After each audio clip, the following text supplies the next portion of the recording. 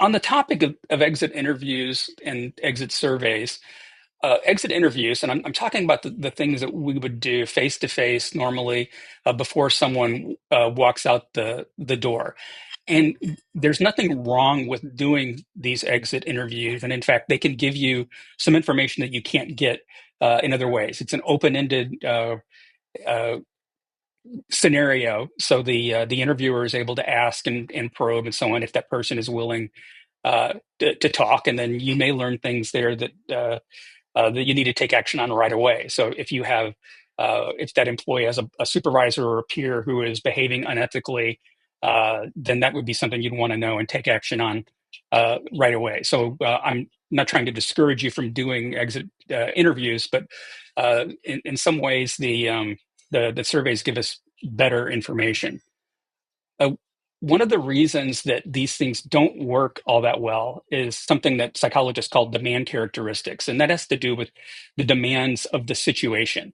So if you think about it from the employee's perspective, they've already decided to leave.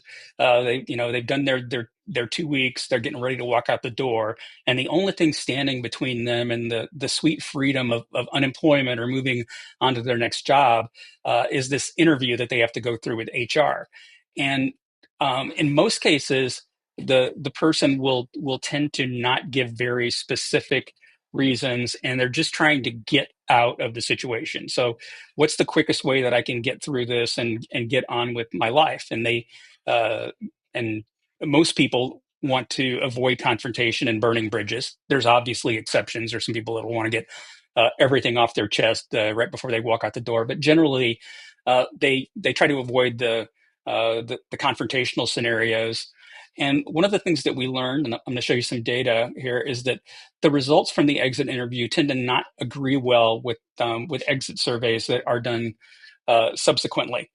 Now, an important thing here is that we normally take the information that we get from this exit interview and we use that to classify the official reason for the exit that would actually go back into your HRIS system. Um, Now, up until, say, 10 years ago, these things were almost exclusively done by HR. But we've moved into kind of a new era now where we're letting software do a lot of what HR people used to do. And HR people love that, and HR people love Workday.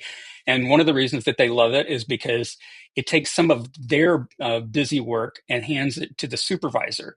So one of and I've been through this and used the system myself with exiting employees, and it in most cases the supervisor is now classifying the reason for the exit.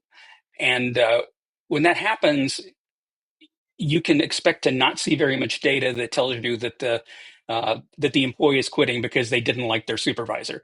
So the taking HR out of this process has not served us really well as far as getting more accurate data. I'm not convinced that it would have been that accurate anyway. But when you're thinking about this, make sure you know how your exits are getting coded and who is doing it, and whether or not you think you trust the way that they classify these.